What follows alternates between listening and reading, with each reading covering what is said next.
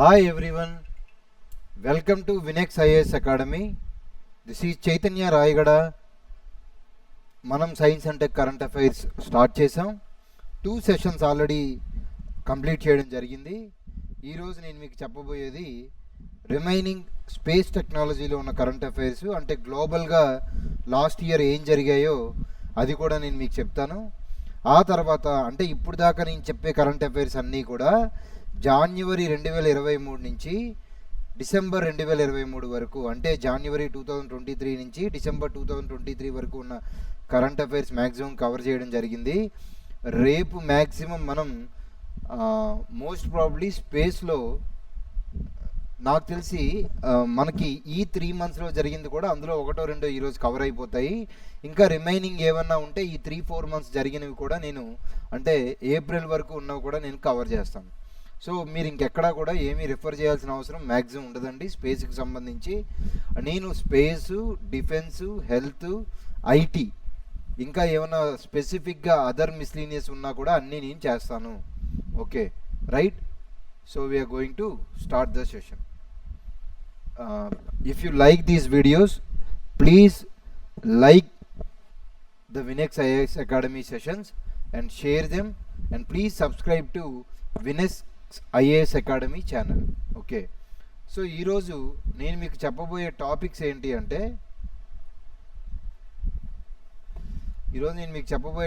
ఒకసారి చూద్దాం, ఒకసారి గ్లాన్స్ చూద్దాం. What are the topics we are going to do today. Okay, ఒకటి ఎన్విఎస్ మిషన్ ఒకటి, ఆ తర్వాత ఎక్స్పోసాట్ గురించి నేను మళ్ళీ జాన్యువరి సెషన్లో క్లియర్గా చెప్తాను. తర్వాత జీసాట్, ఈ జిఎస్ఎల్వి F-14 మీద మొన్న గ్రూప్ 1లో అడిగారండి ప్రిలిమ్స్లో. GSAT 20 communication satellite, Tropics mission, Artemis Accord, NASA's Dimple instrument,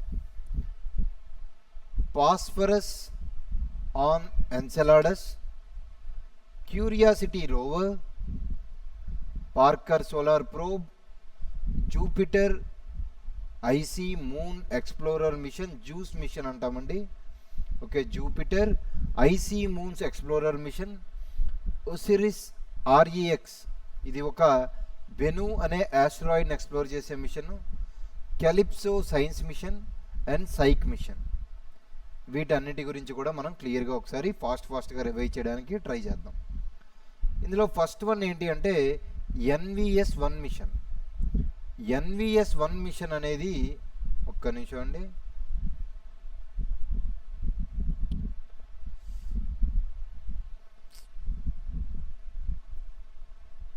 one minute please.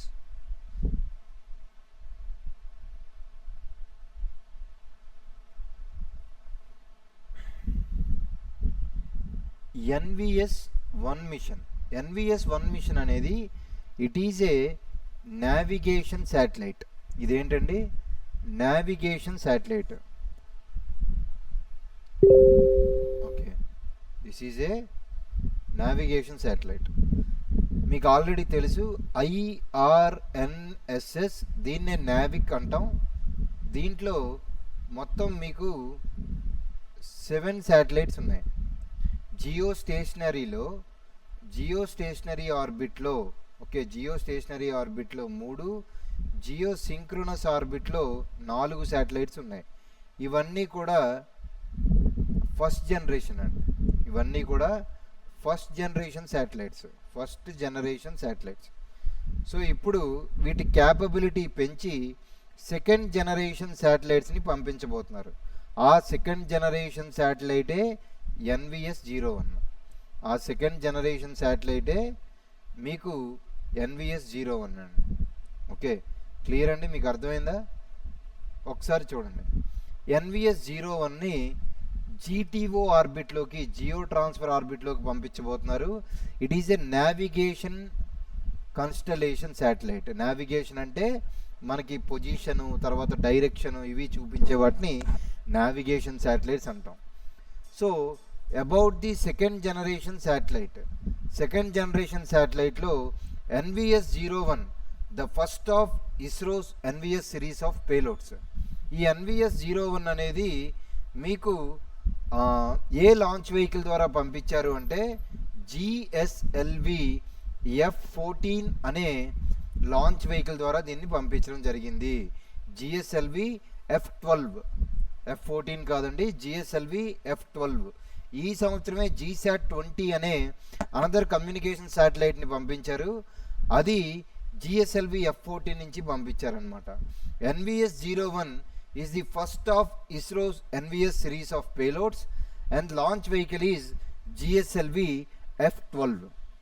Okay, అయితే ఈ GSLV F-12తో పాటు ఈ NVS-01లో మీకు రుబీడియం అటామిక్ క్లాక్ని ఈసారి పంపించబోతున్నారు. అంటే మోర్ ప్రిసైజ్గా ఉండడానికి రుబీడియం అటామిక్ క్లాక్, ఈ శాటిలైట్లో rubidium atomic క్లాక్ని use చేయబోతున్నారండి.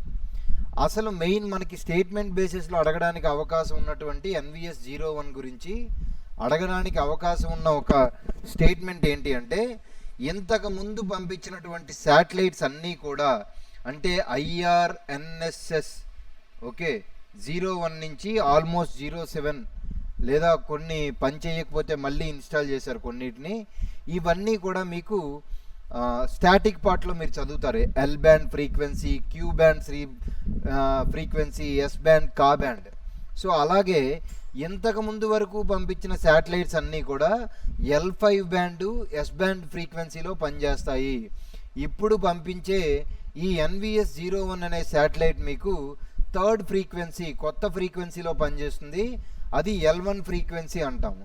Very very important అండి. NVS-01 స్టేట్మెంట్లో ఏ ఫ్రీక్వెన్సీలో పనిచేస్తుంది అంటే L1 ఫ్రీక్వెన్సీ. ఇప్పటిదాకా పనిచేసినటువంటి IRNSS శాటిలైట్స్ అన్నీ కూడా L5 అండ్ S ఫ్రీక్వెన్సీలో పనిచేసేవి. ఇది మీకు L1 ఫ్రీక్వెన్సీలో పనిచేస్తుంది, అది గుర్తుపెట్టుకోవాలండి. Okay right. నెక్స్ట్ వన్, ఇది ఎన్ని సంవత్సరాల పాటు పనిచేస్తుంది అంటే 12 సంవత్సరాల పాటు పనిచేస్తుంది. ఇది దీని లైఫ్ స్పాన్ ఎంత 12 ఇయర్స్. ఇంతకుముందు పంపించిన వాటి లైఫ్ స్పాన్ ఎంత అంటే 10 ఇయర్స్ అండి. ఇంతకుముందు పంపించినటువంటి IRNSS శాటిలైట్స్ లైఫ్ స్పాన్ ఎంత అంటే 10 ఇయర్స్. దీని life span 12 years. About navigation with Indian constellation అంటే నావిక్ అంటే ఏంటి అంటే abbreviation navigation with Indian constellation. So already global positioning systems ఉన్నాయి, GPS కానీ, బెడియు కానీ, గ్లోనాస్ కానీ, అవన్నీ నేను మీకు చెప్తాను. అలాగే ఇండియన్ నావిగేషన్ సిస్టమ్ అనేది నావిక్ అనమాట. అంటే ఫోన్లో మనం ఇప్పుడు GPS యూజ్ చేస్తాం. 2025 నుంచి కూడా అన్ని మొబైల్ ఫోన్స్లో ఈ నావిక్ అనే సిస్టమ్స్ని యూజ్ చేయమని చెప్తున్నారు. గవర్నమెంట్ ఆల్రెడీ రూల్ పాస్ చేయడం జరిగింది. ఓకే, అయితే ఇందులో ఇస్రో నావిక్ని క్రియేట్ చేసిందండి. ఇది ఏంటంటే ఇది గ్లోబల్ శాటిలైట్ నావిగేషన్ సిస్టమ్ కాదు. GPS అనేది గ్లోబల్ పొజిషనింగ్ సిస్టమ్. GPS అనేది గ్లోబల్ పొజిషనింగ్ సిస్టమ్ అయితే నావిక్ అనేది రీజనల్ శాటిలైట్ నావిగేషన్ సిస్టమ్. ఎందుకు ఇది రీజనల్? ఒకవేళ స్టేట్మెంట్లో మీకు నావిక్ని గ్లోబల్ పొజిషనింగ్ సిస్టమ్ అని ఇస్తే రాంగ్ అండి. ఓకే, ఎందుకంటే ఇది ఇండియన్ బార్డర్ నుంచి 1500 కిలోమీటర్స్ రేంజ్లో మాత్రమే ఇది పనిచేస్తుంది. ఇంపార్టెంట్, ఇండియన్ బార్డర్ నుంచి 1500 కిలోమీటర్స్ రేంజ్లో ఇది పనిచేస్తుంది. సో అందుకనే ఇది regional satellite navigation system. Whereas GPS is a global positioning system, that is a global satellite navigation system. Okay, so తర్వాత ఇంతకుముందు ఈ నావిక్ని ఏమని పిలిచేవాళ్ళంటే Indian regional navigation satellite system అని పిలిచేవాళ్ళు. ఇప్పుడు దాన్ని navigation with Indian constellation system అని పిలుస్తున్నారు.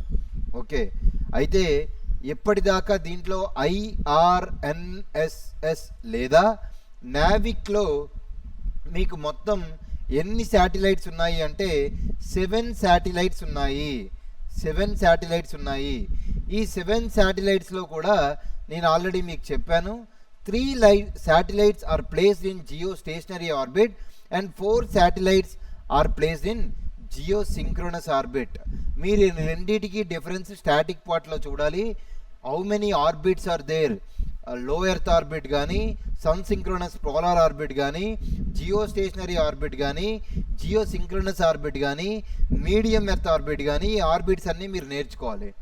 సో అయితే ఇందులో మనకి ఇంపార్టెంట్ ఏంటి అంటే జియో స్టేషనరీ ఆర్బిట్లోకి 3 శాటిలైట్స్ని, జియో సింక్రోనస్ ఆర్బిట్లోకి 4 శాటిలైట్స్ని ఆల్రెడీ పంపించి నావిగేషన్ని మన వాళ్ళు చేపట్టారనమాట. అయితే ఈ నావిక్ అనేది ఎక్సెప్షనల్ ప్రెసిషన్ అండి, అంటే చాలా ఖచ్చితత్వంతో కూడుకున్నది. అంటే 20 మీటర్ల ఖచ్చితత్వం ఉంటుంది. అంటే ఇది చూపిస్తే కంపల్సరీ 20 మీటర్స్ డీవియేషనే ఉంటుంది. ఇప్పుడు జీపీఎస్ ఉంది, జీపీఎస్కి 10 మీటర్స్ ఎంతో ఖచ్చితత్వం ఉంటుంది.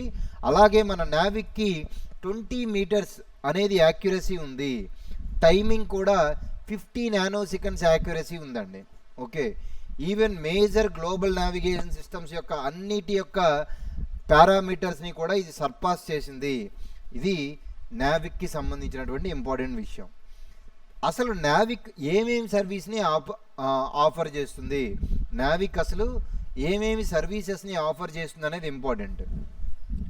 ఇది ఏమేమి సర్వీసెస్ని ఆఫర్ చేస్తుంది అంటే మన ఇండియన్ నావిక్ కానీ లేదా ఐఆర్ఎన్ఎస్ఎస్ కానీ 2 టైప్స్ ఆఫ్ సర్వీసెస్ని ఇది ఆఫర్ చేస్తుంది. ఆ 2 టైప్స్ ఆఫ్ సర్వీసెస్ ఏంటి అంటే స్టాండర్డ్ పొజిషనింగ్ సర్వీసెస్ ఒకటి, రెస్ట్రిక్టెడ్ సర్వీసెస్ ఒకటి. స్టాండర్డ్ పొజిషనింగ్ సర్వీసెస్ అంటే మన సివిలియన్స్ వాడేవి. ఫర్ ఎగ్జాంపుల్ మనం ఎక్కడికైనా అడ్రస్ కోసం ఫోన్ ఓపెన్ చేసి నావిగేషన్ చూస్తాము, లేదా ఈ యూబర్ కానీ లేకపోతే ఓలా కానీ ఇవన్నీ యూజ్ చేసేవన్నీ కూడా స్టాండర్డ్ పొజిషనింగ్ సర్వీసెస్ అంటాం. వాటిని సివిలియన్ యూజర్స్ కింద యూజ్ చేస్తారనమాట. నెక్స్ట్ రెస్ట్రిక్టెడ్ సర్వీసెస్ అంటాం. రెస్ట్రిక్టెడ్ సర్వీసెస్ అంటే అందరికీ యాక్సెస్ ఉండకుండా ఎవరికో కొంతమందికి మాత్రమే యాక్సెస్ ఉంటే దాన్ని రెస్ట్రిక్టెడ్ సర్వీసెస్ అంటాం. ఈ రెస్ట్రిక్టెడ్ సర్వీసెస్ అనేవి స్ట్రాటజిక్ పర్పసెస్ కోసం కానీ లేకపోతే డిఫెన్స్ నావిగేషన్స్కో మాత్రమే వాడతాము. అంటే ఫర్ సపోజ్ డిఫెన్స్ పర్పసెస్ కోసం కానీ లేకపోతే వ్యూహాత్మకమైనటువంటి యూజెస్ కానీ బార్డర్ ఏరియాస్లో కానీ యుద్ధ సమయాల్లో కానీ యూజ్ చేస్తే వాటిని స్ట్రాటజిక్ యూజ్ అంటాం అన్నమాట. సో ఐఆర్ఎన్ఎస్ఎస్ కానీ నావిగేషన్ కానీ నావిక్ సిస్టమ్ కానీ యూజెస్ 2 యూజెస్ ఉన్నాయి. ఒక యూజ్ ఏంటి అంటే స్టాండర్డ్ పొజిషనింగ్ సిస్టమ్ ఒకటి, రెండోది రెస్ట్రిక్టెడ్ సర్వీసెస్ ఒకటి. స్టాండర్డ్ పొజిషనింగ్ సిస్టమ్ ఒకటి, రెండోది రెస్ట్రిక్టెడ్ సర్వీసెస్. ఓకే, ఈ రెండింట్లో కూడా స్టాండర్డ్ పొజిషనింగ్ సర్వీసెస్ అనేవి సివిలియన్స్కి వాడతాము, రెస్ట్రిక్టెడ్ సర్వీసెస్ అనేవి స్ట్రాటజిక్ అండ్ డిఫెన్స్ సర్వీసెస్ కోసం వాడతాము. ఫ్రీక్వెన్సీ బ్యాండ్స్ ఏంటి నేను ఆల్రెడీ చెప్పాను. ఇప్పటి వరకు యూజ్ చేసే శాటిలైట్స్ ఏమో మీకు L5 రేంజు, L5 ఫ్రీక్వెన్సీ.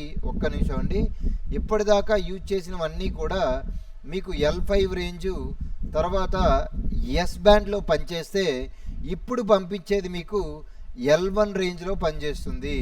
ఇప్పుడు పంపించేది ఆల్రెడీ ఇక్కడ ఇచ్చాడు చూడండి, ఇప్పటిదాకా పంపించినవి L5 ఎస్ బ్యాండ్లో పనిచేస్తే ఇప్పుడు పంపించేది మీకు దేంట్లో పనిచేస్తుంది అంటే L1 బ్యాండ్లో పనిచేస్తుంది. Very very important. ఎన్విఎస్ అనేది ఎన్విఎస్ శాటిలైట్ అంటే నావిగేషన్ శాటిలైట్ 1, ఇది 2nd జనరేషన్ నావిగేషన్ శాటిలైట్. ఇది L1 బ్యాండ్లో పనిచేస్తుంది.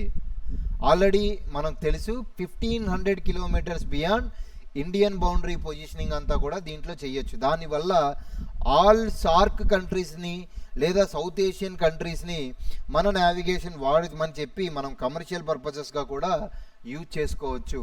యాక్యురసీ నేను చెప్పాను, 20 metres in positioning, 50 nanoseconds in timing. Signals interoperability కూడా అంటే జీపీఎస్ కానీ గ్లోనాస్ కానీ గెలీలియో కానీ BeiDou. GPS USA, GLONASS Russia, Galileo European space agency, BeiDou అనేది చైనాకి సంబంధించింది. ఓకే, సో ఆ తర్వాత అప్లికేషన్స్ ఏంటో ఒకసారి చూద్దాం. కరెంట్లీ జీపీఎస్కి ఎలాగైతే ఆధార్ లింక్డ్ ఎన్రోల్మెంట్ డివైజెస్కి కనెక్ట్ చేశారో జీపీఎస్ని, అలాగనే నావిక్ని కూడా ఆధార్ లింక్డ్ ఎన్రోల్మెంట్ సర్వీసెస్కి కనెక్ట్ చేయొచ్చు. ఇండియన్ సెల్ ఫోన్ మ్యానుఫ్యాక్చర్స్కి సెంటర్ గవర్నమెంట్ ఆల్రెడీ ప్రెజర్ చేస్తుంది. అంతేకాకుండా డిజాస్టర్ మేనేజ్మెంట్ అథారిటీ ద్వారా మనం ఎన్డిఎంఏ యూజ్ చేసుకోవచ్చండి. అలర్ట్ సిస్టమ్గా, అంటే న్యాచురల్ డిజాస్టర్స్ జరిగినప్పుడు, ల్యాండ్ స్లైడ్స్ జరిగినప్పుడు, ఎర్త్క్వేక్స్ జరిగినప్పుడు, ఫ్లడ్స్ వచ్చినప్పుడు, అవలాంచెస్, ఇలాంటి న్యాచురల్ డిజాస్టర్స్ ఏమైనా జరిగేటప్పుడు ఈ నావిగేషన్ సిస్టమ్ని ఎన్డిఎంఏ యూజ్ చేసుకోవచ్చు. ఓకే, సో ఇది స్టాటిక్ పార్ట్. జీటీఓ అంటే ఏంటో అది ఒకసారి మీరు స్టాటిక్ పార్ట్లో రిఫర్ చేయండి. నేను ఓన్లీ కరెంట్ పార్ట్ మాత్రమే చెప్తాను. తర్వాత అదర్ నావిగేషన్ సిస్టమ్స్, ఇది కూడా స్టేట్మెంట్లో లేదా మ్యాచ్ ది ఫాలోయింగ్లో అడగడానికి అవకాశం ఉంది. యుఎస్ది గ్లోబల్ పొజిషనింగ్ సిస్టమ్, రష్యాది గ్లోనాస్. రష్యాది ఏంటండి? గ్లోనాస్. ఓకే, యూరోపియన్ యూనియన్ అది గెలీలియో అండ్ చైనాది బిడోవు.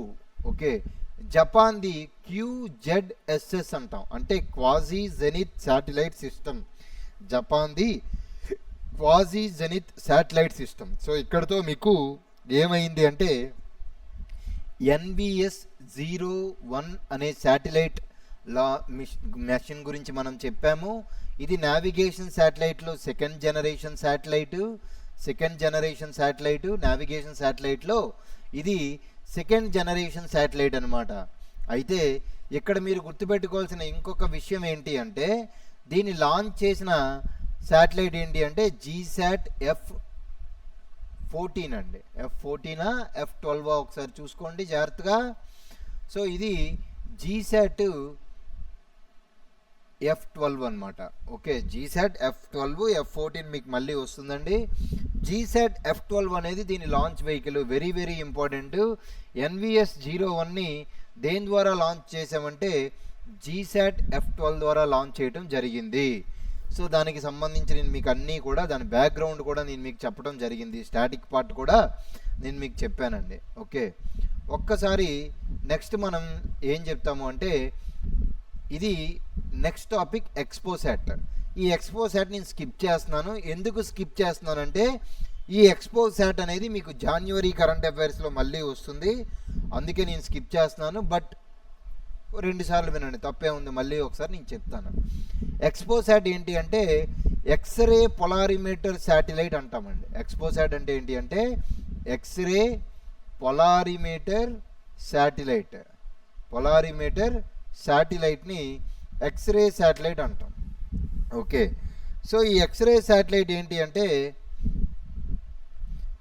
NASA's image x ray పొలారిమీటరీ explorer. ఇంతకుముందు ఎక్స్రే పొలారిమెట్రీ, అసలు ఈ మిషన్ ఎందుకు సార్ అని మీరు నన్ను అడిగితే, ఇది స్పేస్లో ఉన్నటువంటి ఎక్స్రే ఏవేవైతే సెలెస్టియల్ బాడీస్ ఉన్నాయో, న్యూట్రాన్ స్టార్స్ కానీ, సెలెస్టియల్ బాడీస్ కానీ, గ్రావిటేషన్ ఉన్నటువంటి బాడీస్ అన్నీ కూడా మీకు ఎక్స్రేస్ని ఎమిషన్ చేస్తాయి. ఆ ఎక్స్రే ఏవైతే ఈ సెలెస్టియల్ బాడీస్ ఎమిట్ చేసిన ఎక్స్రేస్ని అనలైజ్ చేస్తుంది ఈ ఎక్స్రే పోలరీమీటర్ శాటిలైట్. దాన్ని అనలైజ్ చేయటం వల్ల ఆ సెలెస్టియల్ బాడీస్ని మనం స్టడీ చేయడానికి వీలుంటుందన్నమాట. సో అలాంటి అదర్ సచ్ మేజర్ మిషన్స్ ఏంటి అంటే NASA's imaging X-ray polarimetry explorer. Already మనకన్నా ముందే 2021లో నాసా వాళ్ళు పంపించారు, మన వాళ్ళు జాన్యువరి 2024లో పంపించారండి. అది నేను మీకు మళ్ళీ చెప్తాను. ఈ ఎక్స్పోసాట్ ఏంటి అంటే పిఎస్ఎల్వి ద్వారా పంపించారు దీన్ని. సో నేను మీకు ఆ లాంచ్ వెహికల్ PSLV C56 అండి, నేను మీకు మళ్ళీ వస్తుంది, అది నేను మీకు చెప్తాను. మన శ్రీహరికోట నుంచి దాన్ని పంపించడం జరిగింది. ఇది మెయిన్ దేనికి అంటే ఎక్స్రే సోర్సెస్ ఎక్కడైతే ఉన్నాయో వాటిని పోలరైజ్ చేసి వాటిని ఇన్వెస్టిగేట్ చేస్తుంది. ఓకే, సో దానివల్ల ప్రాపర్టీ ఆఫ్ లైట్ తెలుస్తుంది. Deeper insight into the processes of and local anisotropic fields, అంటే ఎలక్ట్రిక్ ఫీల్డ్స్ కానీ, మ్యాగ్నెటిక్ ఫీల్డ్స్ కానీ, గ్రావిటేషనల్ ఫీల్డ్స్, స్పేస్లో ఉన్న బాడీస్ యొక్క, సెలెస్టియల్ బాడీస్ యొక్క electrical fields, magnetic fields, gravitational ఫీల్డ్స్ని స్టడీ చేయడానికి అవకాశం ఉంటుంది. అంతేకాకుండా ఎక్స్రే పోలరైజేషన్ అనేది క్రూషియల్ డయాగ్నోస్టిక్ టూల్గా పనిచేస్తుంది. దేని గురించి? Radiation mechanism, geometry of celestial bodies. Sir ఇవన్నీ గుర్తుపెట్టుకోలేం, సింపుల్గా ఒక్క మాటలో ఆబ్జెక్టివ్లో ఎలా గుర్తుపెట్టుకోవాలి అంటే, ఇది సెలెస్టియల్ బాడీస్ని స్టడీ చేస్తుంది. ఓకే, సెలెస్టియల్ బాడీస్ని అవి ఎమిట్ చేసే ఎక్స్రేస్ని స్టడీ చేయటం వల్ల ఆ సెలెస్టియల్ బాడీస్ని స్టడీ చేస్తుంది, లైక్ న్యూట్రాన్ స్టార్స్ ఎక్సెట్రా అనమాట. ఎక్స్పోసాట్ మిషన్ అనేది పొలారిమెట్రీ మిషన్, అబ్జర్వేషన్ ఫ్రమ్ లో earth orbit. Very very important. ఏంటి అంటే 650 కిలోమీటర్స్లో ఉండే లో ఎర్త్ ఆర్బిట్లోకి పంపిస్తారు. స్పేస్లో ఉన్నదాన్ని చదవటం కదా హై ఎర్త్ ఆర్బిట్ ఏమో అని మనం అనుకుంటాం. హై ఎర్త్ ఆర్బిట్ కాదండి, ఇది లో ఎర్త్ ఆర్బిట్ని మాత్రమే స్టడీ చేస్తుంది. లో ఎర్త్ ఆర్బిట్ని స్టడీ చేయడం కాదు, లో ఎర్త్ ఆర్బిట్లోకి దీన్ని పంపిస్తాము. ఓకే, దీంట్లో 2 పేలోడ్స్ ఉన్నాయి, ఒకటి పాలిక్స్ అండ్ ఇంకోటి ఎక్స్పెక్ట్. 2 పేలోడ్స్ ఉన్నాయండి, ఒకటి పాలిక్స్ అండ్ ఇంకొకటి ఎక్స్పెక్ట్. అంతవరకు గుర్తుపెట్టుకుంటే చాలు. పోలిక్స్ అంటే ఏంటి, ఎక్స్పెక్ట్ అంటే ఏంటి. పోలిక్స్ అంటే polarimeter instrument in X-rays. Polarimeter instrument in X-rays, దీన్ని పోలిక్స్ అంటాం. Polarimeter instrument in X-rays. చూడండి, ఎక్స్రేస్ ఐడెంటిఫై చేస్తుంది కాబట్టి ఎక్స్రేస్ అనేది మీకు కనిపించాలి. ఎక్స్పెక్ట్ అంటే X-ray spectroscopy and timing. Okay, POLIX and XSPECT అనే 2 లాంచ్ వెహికల్స్ దీంట్లో 2 పేలోడ్స్ దీంట్లో ఉంటాయి. ఇది ఏం చేస్తుంది అంటే పోలరైజేషన్ని స్టడీ చేస్తుంది. ఇది ఎవరు డెవలప్ చేశారు అంటే Raman research institute plus U R Rao space satellite centre. ఎవరు దీన్ని డెవలప్ చేశారు? Raman research institute, okay, and U R Rao satellite centre. Raman research institute and U R Rao satellite centre వాళ్ళు దీన్ని డెవలప్ చేశారు. Next one expect. ఎక్స్పెక్ట్ అంటే ఏంటి అంటే ఎక్స్రే ఒక్క నిమిషం అండి. ఎక్స్రే స్పెక్ట్రోస్కోపీ అండ్ టైమింగ్ అంటాం. ఇది ఏం చేస్తుంది అంటే ఈ ఎనర్జీ రేంజ్లో 0.8 to 15 కిలో ఎలక్ట్రిక్ వోల్ట్స్, ఈ ఎనర్జీ రేంజ్లో అది స్పెక్ట్రోస్కోపిక్ ఇన్ఫర్మేషన్ని ఇస్తుంది. దీన్ని ఎవరు డెవలప్ చేశారు అంటే యుఆర్ రావ్ శాటిలైట్ సెంటర్. ఇందాక మనం ఏం చెప్పాము, రామన్ రీసెర్చ్ ఇన్స్టిట్యూట్ని, యుఆర్ రావ్ స్పేస్ శాటిలైట్ని, UR Rao space satellite centre 2 develop చేశాయి. దీనిని only UR Rao satellite centre మాత్రమే డెవలప్ చేయడం జరిగింది. తర్వాత పేలోడ్స్. ఏం పేలోడ్స్ ఉంటాయి అంటే ఈ పేలోడ్స్ ఏం చేస్తాయంటే ఎక్స్రే సోర్సెస్, అసలు స్పేస్లో ఎక్కడి నుంచి ఎక్స్రేస్ వస్తున్నాయి అనేది చూస్తుంది అనమాట. మిషన్ లైఫ్ ఎంత, ఓకే, 2024లో పంపిస్తే ఇది 2029 వరకు కూడా ఇది పనిచేస్తుంది అనేది మన వాళ్ళు చెప్తున్నారు. సో మిషన్ లైఫ్ ఎంత అంటే 5 years మిషన్ లైఫ్ అనమాట. ఓకేనండి, రైట్. Next one significance. ఇది ఆబ్జెక్టివ్ ఎగ్జామ్కి అక్కర్లేదు, సబ్జెక్టివ్ ఎగ్జామ్కి గుర్తుపెట్టుకోండి.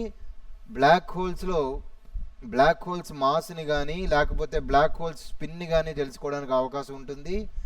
ఓకే, తర్వాత న్యూట్రాన్ స్టార్స్ గురించి తెలుసుకోవచ్చు, ఎక్స్రేస్ని రిలీజ్ చేసే ఆస్ట్రానమికల్ సోర్సెస్ని తెలుసుకోవచ్చు, తర్వాత జియోమెట్రిక్ అరేంజ్మెంట్ అండ్ లోకల్ ప్రాపర్టీస్ని కూడా తెలుసుకోవచ్చు. Okay, next one. నెక్స్ట్ది ఏంటి అంటే ఇప్పటికి 2 అయ్యాయి. ఒకటి NVS 01 ఒకటి, రెండవది ఎక్స్పోసాట్ మిషన్ ఒకటి. ఇప్పుడు చెప్పబోయేది మీకు the third one is GSAT 20. Okay, GSAT 20ని స్పేస్ ఎక్స్ సంస్థల నుంచి ఫాల్కన్ 9 రాకెట్ ద్వారా ప్రయోగించారు. GSAT 20 satellite was launched from Falcon 9 rocket, okay, in USA. So అసలు ఈ GSAT 20ని సార్ అదేంటి మన దగ్గర నుంచే లాంచ్ చేయొచ్చు కదా, మన దగ్గర హైయెస్ట్ క్యాపబిలిటీ ఉన్న LVM-3 ఉంది కదా, LVM-3 ఉండగా దీన్ని ఎందుకు మనం ఎంచుకోవాల్సి వచ్చింది అంటే LVM-3 ఉంది కదా, LVM-3 ద్వారా ఐ ఆర్బిట్లో 4000 kgsని మనం పంపించగలం జియోసింక్రనస్ ఆర్బిట్కి, లో ఆర్బిట్లోకి 8000 kgsని పంపించగలం. మరి ఎంత క్యాపబిలిటీ ఉన్నప్పటికీ కూడా మళ్ళీ ఎందుకు సార్ వేరే దేశం వెళ్ళి మనం లాంచ్ చేసుకోవాల్సి వచ్చిందనే డౌట్ మనకి రావాలి. ఆ డౌట్ వస్తే దానికి ఆ క్వశ్చన్ వచ్చినప్పుడు దానికి ఆన్సర్ ఏంటి అంటే ఈ GSAT-20 పేలోడ్ ఎంత అంటే అబౌవ్ 4000 kgs ఉందండి. అబౌవ్ 4000 kgs కన్నా పైన ఉంది కాబట్టి దాన్ని కూడా జియోసింక్రనస్ ఆర్బిట్లోకి పంపించాలి కాబట్టి ఓకే, కమ్యూనికేషన్ శాటిలైట్ కాబట్టి ఎక్కువ పేలోడ్ కాబట్టి మన సామర్థ్యం సరిపోదు కాబట్టి మనం ఫాల్కన్ 9 రాకెట్ ద్వారా దీన్ని పంపిస్తున్నాము. ఇది న్యూస్లో ఎందుకు ఉంది అంటే okay, new space India limited already నిన్న కూడా నేను మీకు చెప్పడం జరిగింది. స్పేస్ పాలసీలో ఈ న్యూ స్పేస్ ఇండియా లిమిటెడ్ అనేది ఏంటి అంటే కమర్షియల్ వింగ్ అనమాట. కమర్షియల్ వింగ్ ఎలాగైతే మీకు యాంత్రిక్స్ పనిచేస్తుందో కమర్షియల్ వింగ్గా ఇది కూడా మీకు న్యూ స్పేస్ ఇండియా లిమిటెడ్ అనేది కూడా కమర్షియల్ వింగ్గా మీకు పనిచేస్తుంది. Okay, so SpaceX Falcon 9 రాకెట్ని యూజ్ చేసుకొని GSAT-20ని 2024లో పంపించారు. GSAT-20ని GSAT-N2గా కూడా పిలుస్తారు. గుర్తుపెట్టుకోండి, మనకి క్వశ్చన్లో కన్ఫ్యూజ్ చేయడానికి మనం అందరం GSAT-20 అని చదువుకొని వెళ్తాం, దాన్ని GSAT-N2 అని కూడా పిలుస్తున్నారు. GSAT-N2 అని కూడా పిలుస్తున్నారండి. ఓకే, GSAT-N2 అని కూడా దాన్ని పిలుస్తున్నారు. ఇది ఏంటి అంటే ఈ GSAT అనేది completely owned, operated and funded by NSIL. ఇది కా బ్యాండ్ శాటిలైట్. నేను మీకు ఆల్రెడీ చెప్పాను what is a L band, what is a S band, what is a Q band, what is a కా బ్యాండ్, ఇవన్నీ మీరు చూసుకోవాలి. ఓకే, టైం పర్మిట్ చేస్తే మొత్తం అన్నీ అయిపోతే నేను మీకు చెప్తానండి. ఇది 4700 kgs ఉంది కాబట్టి అబౌవ్ 4000 కాబట్టి దీన్ని జియోసింక్రనస్ ఆర్బిట్లోకి పంపించాలి కాబట్టి మన దగ్గర అంత క్యాపబిలిటీ లేదు కాబట్టి ఓకే, మనం స్పేస్ ఎక్స్ నుంచి దీన్ని పంపిస్తున్నాము. ఓకేనండి, స్పేస్ ఎక్స్ నుంచి మనం దీన్ని పంపిస్తున్నాము. సో ఎందుకంటే ఇక్కడ ఇచ్చాడు చూడండి reason, LVM-3 capability only 4000 kgs అయితే ఇది 4000 ఆల్మోస్ట్ 700 kgs కాబట్టి 4700 kgs కాబట్టి దీన్ని మనం స్పేస్ ఎక్స్ ద్వారా ఫాల్కన్ లాంచ్ వెహికల్ నుంచి పంపిస్తున్నాము.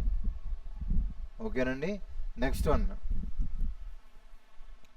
GSAT-20.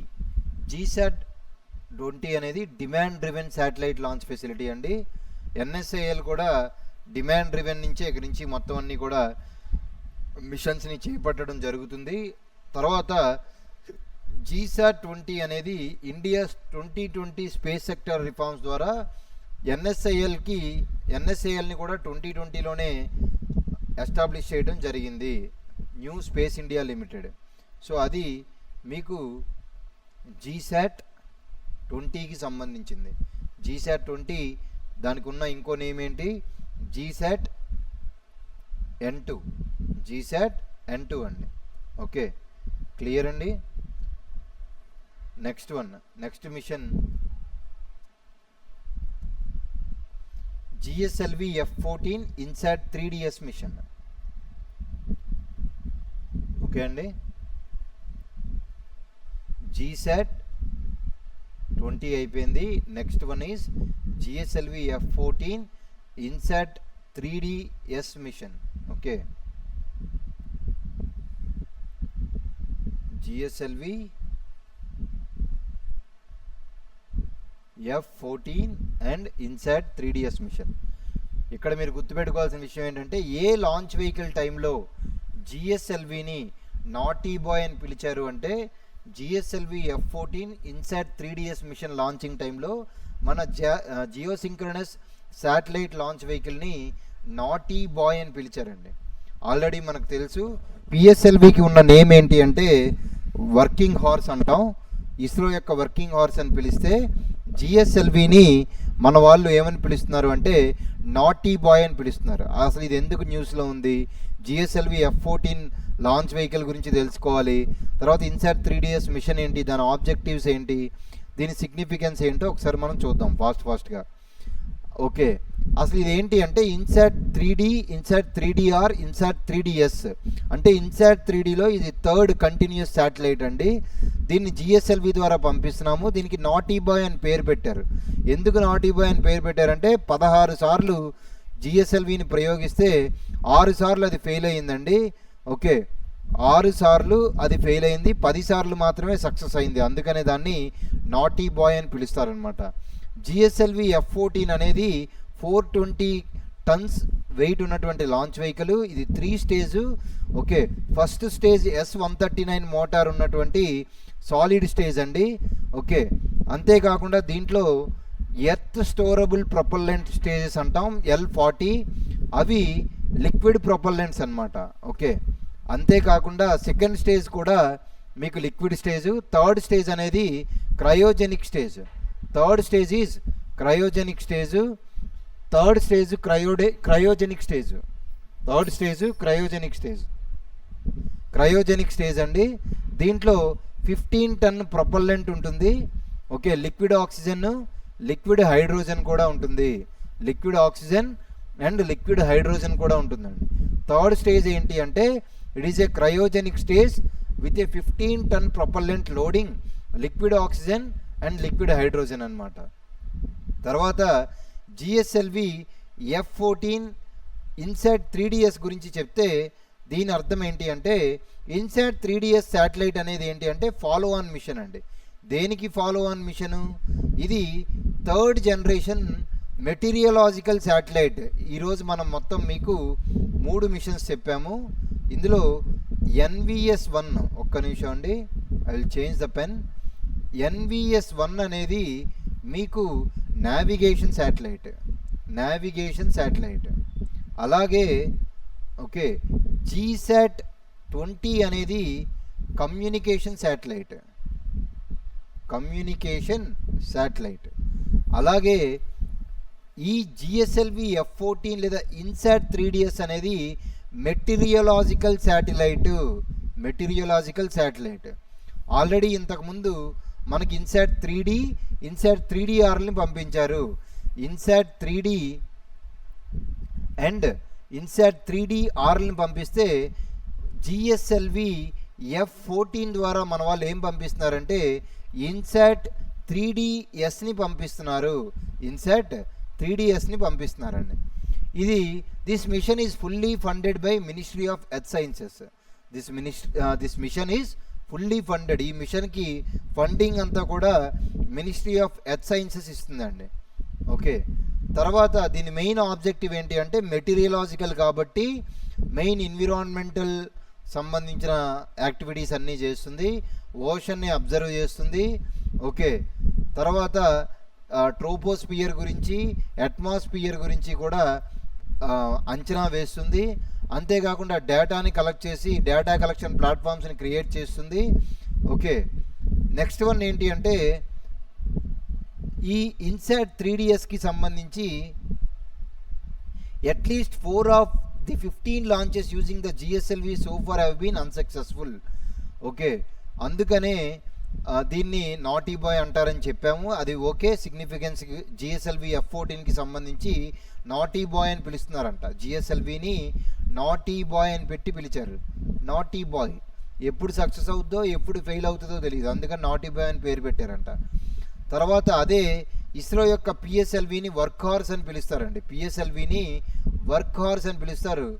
ఓన్లీ 3 సార్లు మాత్రమే ఫెయిల్ అయింది. ఓకేనండి. Next please like, share and subscribe. Okay right, thank you very much అండి. Thank you.